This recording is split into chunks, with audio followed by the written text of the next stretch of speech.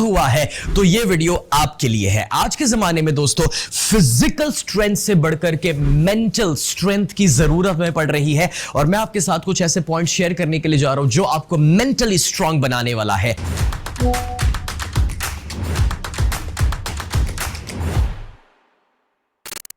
Hi friends, I am Sunil Desai, life coach and business coach. अगर आप मेरी चैनल पर पहली बार आए हैं तो फॉलो और सब्सक्राइब बटन हिट कर लीजिएगा जिससे ऐसे लाइफ चेंजिंग वीडियोस आप रेगुलर बेसिस पर पा सकें।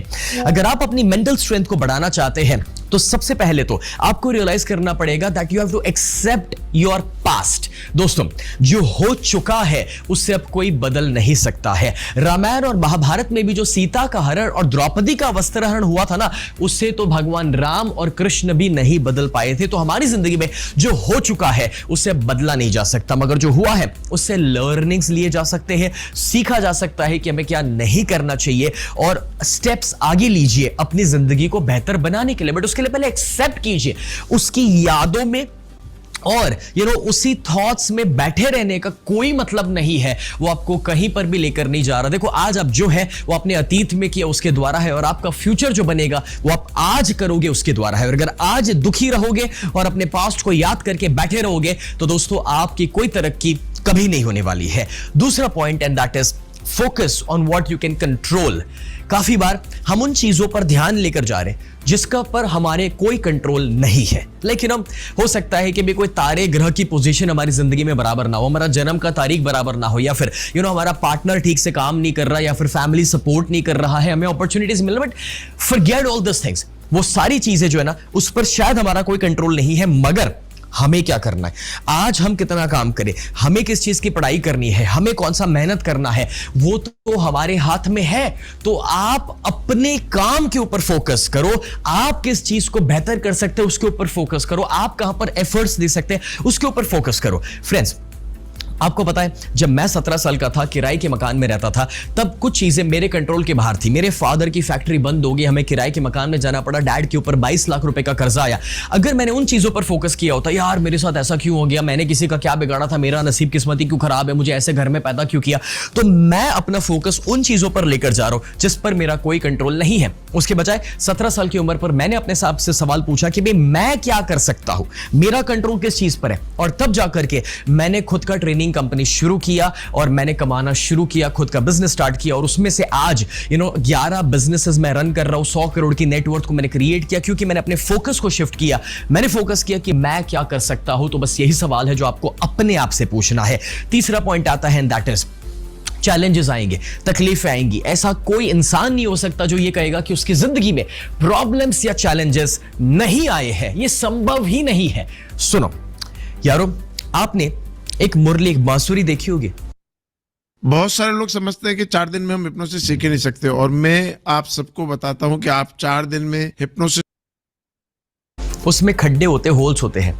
अब कॉमन सेंस की बात है कि अगर वो खड्डे ना होना तो उसमें से म्यूजिक नहीं बच सकता। बस एग्जैक्टली वैसे हमारे जिंदगी में भी दोस्तों उतार चढ़ाव चलते रहेंगे, कभी अच्छे दिन आएंगे, कभी बुरे दिन, चैलेंजेस आएंगे, और वो उतार चढ़ाव में ही दोस्तों जिंदगी जीने का मजा है। समझने की कोशिश करो। देखो, जो चैलेंजेस और तकलीफें आ रही है वो आपको काबिल बना रही है, वो आपको तजुर्बा दे रही है, वो आपको कुछ नया सिखा रही है। आज आप जो है अपनी जिंदगी के प्रॉब्लम्स की वजह से है, आज आप जो है वो आपने जो चैलेंजेस फेस किए ना उसी के लिए आप ग्रो हुए हैं।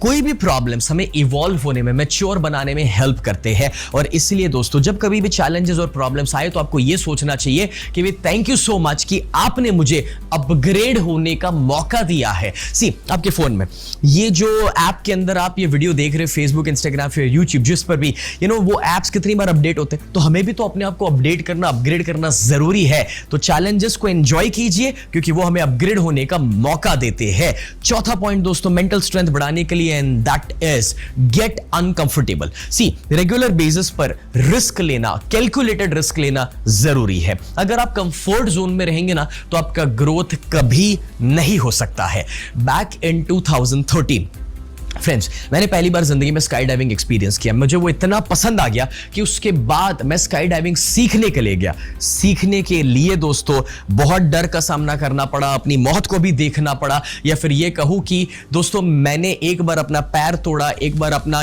टेल बोन तोड़ दिया, लेकिन आज मैं लाइसेंस्ड स्काई डाइवर हूं, 250 से ज्यादा बार स्काई डाइविंग के जंप्स कर चुका हूं।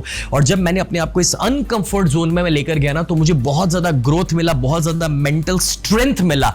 सो मैं आपको स्काई डाइविंग करने के लिए नहीं कह रहा, मैं ये कह रहा हूं कि दोस्तों अपने आप को कंफर्ट जोन से बाहर लेकर आइए। देखो जो माहौल में हो, सेफ हो, वो कहीं पर भी आपको मेंटली स्ट्रांग नहीं बना सकता है। तो पूछो अपने आप से कि आज मैं ऐसा क्या कर सकता हूं जो मैंने अभी तक नहीं किया था। देखो इस चार्ट को समझ लो and that is comfort zone. कुछ नहीं होना। कंफर्ट जोन के ऊपर होता है एक फियर का जोन।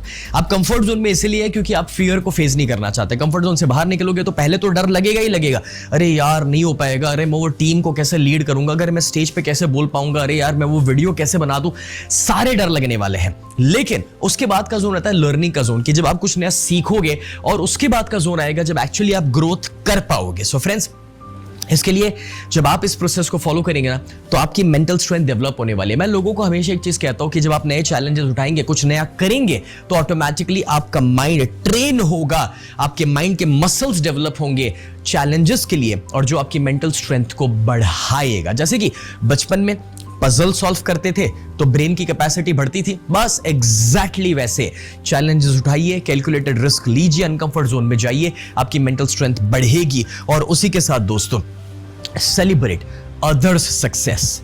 ये एक बहुत अमेजिंग पॉइंट है दोस्तों। हम लोग है ना, दूसरों को जब सफलता मिलती है तो कभी कभार हमें जलन होती है। जब कोई अपने से आगे निकल जाता है ना, तो हमें मन करता है यार मेरा नसीब और किस्मत ही खराब है, मैंने भी उतनी मेहनत करी थी, वो मेरे साथ ही था, तो मेरे से आगे क्यों निकल गया। अगर आपके साथ ऐसा कभी हुआ है तो जरा टाइप करो आई। दोस्तों समझो, ये अगर हो रहा है तो कहीं ना कहीं हम अपने आप को कमजोर बना रहे हैं। उसके बजाय मैं कहना चाहता हूं कि आप दूसरों की सफलता में सफलता बनाओ। आपका दोस्त यार, आपके आसपास कोई भी आगे बढ़ रहा है, उसकी जिंदगी में कुछ अच्छा हो रहा है, तो वो आपके अंदर मेंटल स्ट्रेंथ होना चाहिए कि आप उसे अप्रिशिएट कर सके, उसको कॉन्ग्रेचुलेट कर सके। और जब ये होगा ना, तो आप देखेंगे कि यहां से आप पॉजिटिव होते जाएंगे, ये आपकी मेंटल स्ट्रेंथ बढ़ाने वाला है। और मैं तो हमेशा लोगों से कहता हूं कि अपने दुश्मन की खुशी में भी खुशी मनाइए। वैसे तो दुश्मन होने नहीं चाहिए, बट अगर आप किसी को दुश्मन मानते भी है ना, तो उसकी खुशी में भी खुशी मनाओ दोस्तों। वो आपको और ड्राइव करेगा आगे बढ़ने के लिए, जिससे आप नेगेटिव सोचेंगे नहीं और किस्मत को दोष देंगे नहीं। उसी के साथ दोस्तों, छठा पॉइंट आता है, that is be responsible for your actions. मतलब कि हमने जो किया वो हमने किया ना, तो क्यों हम उसमें बहाने निकाल रहे हैं।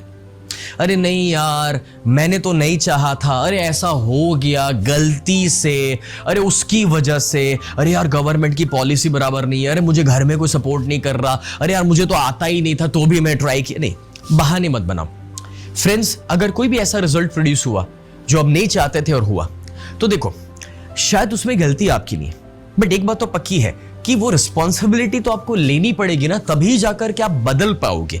ज्यादातर केस में दोस्तों दोष हमारा नहीं है। रिस्पॉन्सिबिलिटी लेने का मतलब दोष उठाना नहीं है।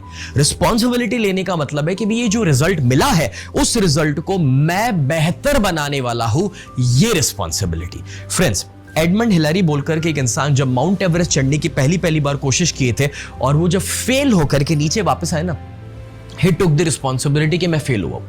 मतलब ये नहीं था कि वो दोष ले रहे हैं, बट मतलब ये था कि उन्होंने ये रिस्पॉन्सिबिलिटी लिया कि मैं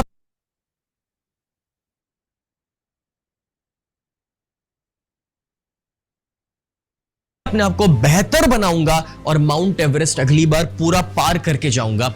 now that's what I am talking about, कि अपने एक्शंस की रिस्पॉन्सिबिलिटी लीजिए, दोष ना निकालिए, एक्सक्यूजेस ना निकालिए, अपने आप को बेहतर बनाइए। ये आपकी मेंटल स्ट्रेंथ को इंप्रूव करेगा। और उसी के साथ वर्क ऑन योर वीकनेस। सी, जो कमजोर लोग हैं ना, वो कभी भी अपनी खामियों को ना सुनना चाहते, ना देखना चाहते हैं, ना ही उसके ऊपर काम करना चाहते। उनको हमेशा ये लगता है नहीं मुझे सब कुछ आता है, मुझे सब कुछ मालूम है, मैंने तो बराबर ही किया था। लेकिन जो मेंटली स्ट्रांग लोग हैं, ऊपर से वो ऐसे लोग हैं दोस्तों कि जो अपनी कमजोरियों को देखना चाहते, सुनना भी चाहते, लोगों से हार्ड फीडबैक लेना भी उनको पसंद लगता है। जब लोग उनकी तारीफ भी करें तो तारीफ को पॉजिटिवली एक्सेप्ट करने के बाद वो सामने से पूछते हैं कि लेकिन मैं बेहतर कैसे हो सकता हूं, मैं इसे और अच्छा कैसे कर सकता हूं, जरा मुझे वो भी बताइए। और दोस्तों, जो भी लाइफ का पिलर आपका वीक है उसके ऊपर काम करना शुरू करो। अगर हेल्थ का पिलर वीक है उसके ऊपर काम कीजिए, अगर पैसों का पिलर वीक है उसके ऊपर काम कीजिए, अगर कोई स्किल आपको चाहिए, कोई पर्टिकुलर स्किल में आप कमजोर है जैसे कि कम्युनिकेशन या फिर पब्लिक स्पीकिंग, तो उसके ऊपर काम करना शुरू कर लीजिए। रूल बहुत सिंपल है दोस्तों कि जो कमजोर है उसे पावरफुल बनाइए, और आपके लाइफ के वो कोई भी पिलर्स हो सकते हैं, और ये आपको मेंटली भी स्ट्रांग करेगा, वो आपको एक अलग लेवल का कॉन्फिडेंस भी